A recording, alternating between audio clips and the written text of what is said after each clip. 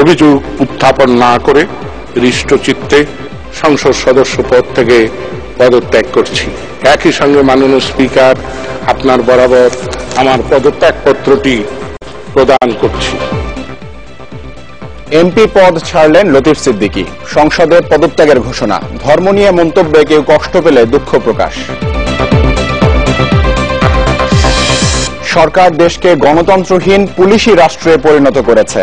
বিএনপির প্রতিষ্ঠাবার্ষিকীর অনুষ্ঠানে অভিযোগ খালেদা জিয়ার। র্যাব যা কিছু করেছে, অন্যান্য এজেন্সি যা কিছু করেছে, হাসিনার নির্দেশেই করেছে, হাসিনার কথা মতো করেছে। তার আগে জবাবদিহি করতে হবে হাসিনাকে। বৃষ্টি আর যানজটে নাকাল রাজধানীবাসী, সমাধানে আরো 3 বছর লাগবে। বিভিন্ন জেলায় বন্যা পরিস্থিতির অবনতি। এবং সোহরাওয়ার্দী উদ্যান ও আশেপাশে অপকর্মের হোতাদের বেশিরভাগই ঢাকা বিশ্ববিদ্যালয়ের শিক্ষার্থী। অভিযুক্তদের ধরতে চলছে অভিযান।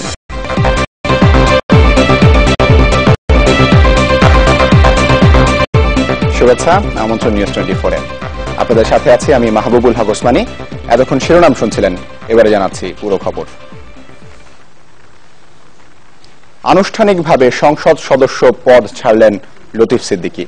দেশের ইতিহাসে প্রথমবারের মতো সংসদে দাঁড়িয়ে পদত্যাগের ঘোষণা দেন তিনি। বলেন, দলের প্রধান শেখ হাসিনার ইচ্ছাতেই দল ও সংসদ থেকে তার এই বিদায়। আর হজ ও তাবলিগ জামায়াত নিয়ে মন্তব্য করায় কেউ কষ্ট পেলে তার জন্য দুঃখ প্রকাশ করেন লতিফ সিদ্দিকী। এরপর তিনি পদত্যাগ পেশ করেন স্পিকারের কাছে। গত বছরের সেপ্টেম্বরে নিউ ইয়র্কে এক অনুষ্ঠানে হজ ও তাবলিগ জামায়াত নিয়ে বিরূপ মন্তব্য করায় ব্যাপক সমালোচিত হন আওয়ামী লীগের এই সাবেক নেতা। বহু ঘটনার মধ্য দিয়ে আমি এই মহান সংসদে উপস্থিত হয়েছি। বাংলাদেশের সংসদীয় রাজনীতির ইতিহাসে অন্যরকম এক ঘটনা। অধিবেশন কক্ষে দাঁড়িয়ে প্রথমবারের মতো পদ ছাড়লেন কোন সংসদ সদস্য। বাংলাদেশ জাতীয় সংসদের আসন 133 টাঙ্গাইল 4 সংসদ সদস্য পদ থেকে পদত্যাগ করছি। তিনি আব্দুল লতিফ সিদ্দিকী। নানা ঘটনা আর ইতিহাসের সাক্ষী এই রাজনীতিবিদ বিদায় নিলেন অনেকটা নতমস্তকেই। মাগরিবের নামাজের বিরতির পর সবাইকে অবাক করে অধিবেশনে যোগ দিয়েছিলেন তিনি। তার ইচ্ছাতেই স্পিকার শেষবারের মতো সংসদে কথা বলার সুযোগ দিলেন আব্দুল লতিফ সিদ্দিকীকে। প্রথমেই বলে নেই, আমি মুসলমান, আমি বাঙালি, আমি আওয়ামী লীগার। 15 মিনিটের লিখিত বক্তব্যে জানালেন দলীয় প্রধান ইচ্ছাতেই সরে দাঁড়াচ্ছেন তিনি। উপরন্তু অনুমিত হয়েছে আমার নেতার অভিপ্রায় আমি আর সংসদ সদস্য না থাকি। কর্মী হিসেবে নিয়ত নেতার একান্ত অনুগত ছিলাম। বহিষ্কৃত হওয়ার পর তার ব্যত্যয় কিংবা ব্যতিক্রম সমীচীন মনে করি না। গেল বছর নিউ ইয়র্কে এক অনুষ্ঠানে তাবলিগ জামাত ও হজ নিয়ে মন্তব্য করে সমালোচনার মুখে পড়েন লতিফ সিদ্দিকী। সেই বক্তব্যে অটল থাকলেও কেউ কষ্ট পেলে সেজন্য দুঃখ প্রকাশ করেন বর্ষিয়ান এই রাজনীতিবিদ। আমার আচরণে যদি কোনো দুঃখ পেয়ে থাকেন, আমি নত মস্তকে তাদের কাছে ক্ষমা চাচ্ছি। আমি মানুষের ভালোবাসাকেই আমার শ্রেষ্ঠ মূলধন মনে করি। লতিফ সিদ্দিকীর বক্তব্যের পুরো সময়ই সংসদে ছিলেন না আওয়ামী লীগ সভানেত্রী ও সংসদ নেতা শেখ হাসিনা। ধর্মীয় বিষয়ে মন্তব্য করে সেকুলার আওয়ামী লীগের কোন নেতার মাথা কাটা গেলেও লতিফ সিদ্দিকীর সহকর্মীরা এড়িয়ে গেলেন বিষয়টি। সে উপলব্ধি করছে কি করবে আর করবে না। অবশ্য লতিফ সিদ্দিকীর আরেক সহকর্মী আওয়ামী লীগের জোট সঙ্গী জাসদের একজন সংসদ সদস্য সহমর্মিতা জানালেন তাকে। আমি তো স্পষ্টভাবে বলবো, এটা দুঃখজনক। সমস্ত হাউস পিন পতন নিস্তব্ধ ছিল এবং এই অবস্থানের মধ্যে দিয়েই পরিষ্কার যে তার প্রত্যেকটি শব্দ, প্রত্যেকটি কথা হৃদয়ঙ্গম করার চেষ্টা করেছে, তার সতীর্থ না। আওয়ামী লীগ থেকে বহিষ্কৃত হওয়ার পর সবশেষ নির্বাচন কমিশনের শুনানিতে স্বেচ্ছায় পদত্যাগ করার ঘোষণা দিয়েছিলেন লতিফ সিদ্দিকী। আরিফুল সাজ্জাদ, চ্যানেল 24, ঢাকা। দেশকে গণতন্ত্রহীন পুলিশি রাষ্ট্রে পরিণত করেছে সরকার, এমন অভিযোগ করেছেন বিএনপি চেয়ারপারসন বেগম খালেদা জিয়া। জোটের ভেতরের পরগাছা দলগুলোর কারণে ক্ষমতাসীন আওয়ামী লীগ তার লক্ষ্য থেকে সরে এসেছে বলেও মন্তব্য করেন বেগম জিয়া। মঙ্গলবার বিকেলে দলের প্রতিষ্ঠাবার্ষিকীর আলোচনায় এইসব কথা বলেছেন তিনি। অভিযোগ করেছেন যে কুইক রেন্টালের ভর্তুকির টাকা তুলতেই বিদ্যুতের দাম বাড়িয়েছে সরকার।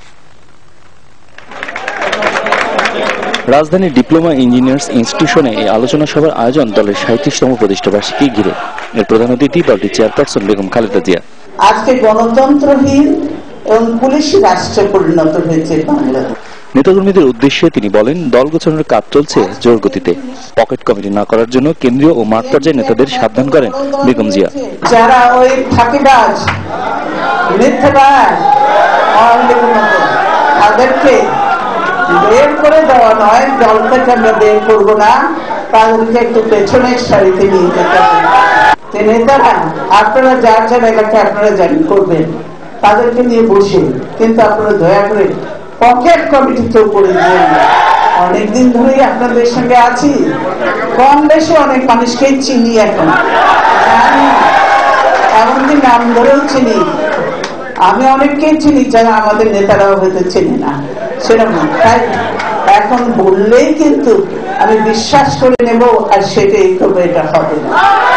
প্রায় 50 মিনিটের বক্তব্যের বড় অংশ জুড়ে বিএনপি চেয়ারপারসন সমালোচনা করেন ক্ষমতাসীন সরকারের নানা কর্মকাণ্ডের। বেসরকারি বিশ্ববিদ্যালয়ের উপর ভ্যাট আরোপ, জিনিসপত্রের ঊর্ধ্বগতি, বিশেষ করে বিদ্যুৎ ও গ্যাসের দাম বাড়ানোর তীব্র সমালোচনা করেন তিনি। কুইক রেন্টাল পাওয়ার প্ল্যান্ট করেছিল, সেই কুইক রেন্টাল পাওয়ার প্ল্যান্টে টাকা উঠাবার জন্য এখন তিনারা এই নতুন করে আবার বিদ্যুতের মূল্য বৃদ্ধি করেছে, গ্যাসের মূল্য বাড়িয়েছে। তারা বুঝতে চায় না যে বিদ্যুৎ এবং গ্যাসের মূল্য বাড়ার সঙ্গে সঙ্গে প্রত্যেকটা জিনিসের মূল্য বেড়ে যাবে এবং প্রত্যেকটা মানুষকে এফেক্ট করবে। ছাত্রলীগ, যুবলীগের কর্মকাণ্ডকে বেপরোয়া উল্লেখ করে বেগম জিয়া বলেন, আওয়ামী লীগ মুক্তিযুদ্ধের চেতনা থেকে সরে এসেছে। জোটের ভেতরে থাকা পরগাছা দলগুলো ক্ষমতাসীন দলকে ধ্বংস করছে বলে মন্তব্য করেন সাবেক এই প্রধানমন্ত্রী। আওয়ামী লীগের লোকরা এখন ভাত পায় না, পরগাছা ভালো ভালো নেতাকর্মী আওয়ামী লীগ করলো, তাদের জায়গা সেখানে হয় না। জুতা পালিশ করতে বললে জুতা পালিশও করে দেয়, সবকিছুই করে। এই পরগাছাগুলোর জন্য আজকে আওয়ামী লীগ তাদের রাজনীতিকে সরে গেছে, তারা তাদের কমিটমেন্ট রাখতে পারছে না। বর্তমান সরকারের 2 মেয়াদে পুলিশ, র্যাব এবং আমলারা নানা অপকর্ম করে চলেছে বলে অভিযোগ করেন খালেদা জিয়া। বলেন, এসবের দায় প্রধানমন্ত্রী শেখ হাসিনাকেই নিতে হবে। তারা করেছে হাসিনার অর্ডারে,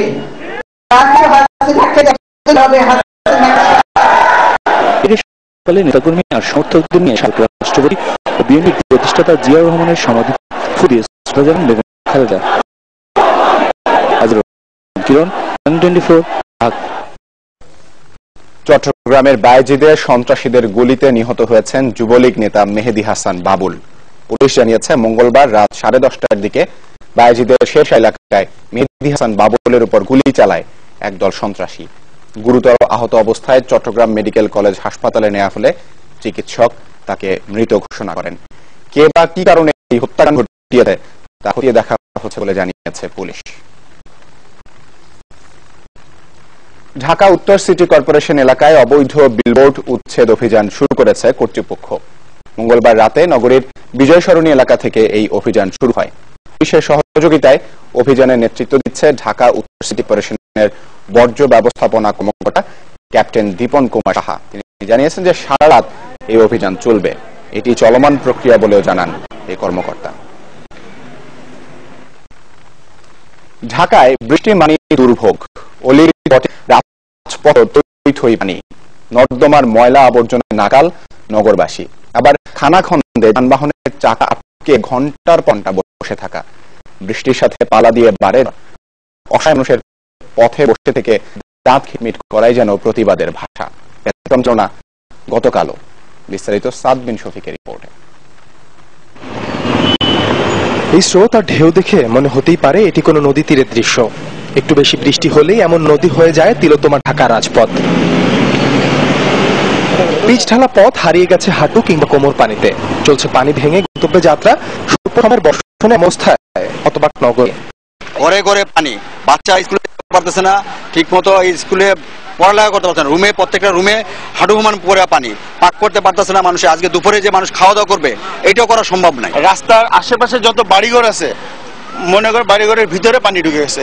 এর মূল কারণটা হলো হাতিরঝিলের যে ড্রেনিং লাইনটা সঠিকভাবে প্রয়োগ করা হয় না। হাঁটু পর্যন্ত পানি, পুরোটা গেলেই ভিজা যাবো। আমি আজকে স্কুলটা আমার মিস হলে এই অবস্থার জন্য। আর গাড়ি নিয়ে যারা বের হচ্ছেন অবর্ণনীয় দুর্ভোগে পড়ছেন তারাও। অনেকেরই গাড়ি বিকল হয়ে পড়ে মাঝপথে। অনেকক্ষণ ওয়েট করেছি, পানি কমতেছে না, সেজন্য ট্রাই করলাম, কিন্তু আসার পরে দেখি মোটরসাইকেল বন্ধ হয়ে গেল। আর প্রায় সময় এখানে দুর্ঘটনা ঘটে। সব দিক সেদিক করে রয়েছে, আমরা কোনো গাড়ি করে চালাতে পারি না। আর রাস্তায় যানজট মানে এই যে মনে করেন যে নাবিস্কো থেকে ফারাঙ্গিতে 2 ঘন্টা লাগছে। 2.5 ঘন্টা হয়েছে আপনার শাহবাগ থেকে এই পর্যন্ত আসতে। বিআইপি রাস্তা সবগুলো রাস্তায় বন্ধ। এ তো গেল ভোগান্তির একটি চিত্র। বৃষ্টি শুরুর পর গোটা রাজধানী জুড়েই দেখা যায় তীব্র যানজট, যার আরেক দফা নাক নগরবাসী। বৃষ্টি হলেই তীব্র জলাবদ্ধতা আর যানজটের এই অবশ্যম্ভাবী পরিণতি থেকে নগরবাসী কি আদৌ মুক্তি পাবে?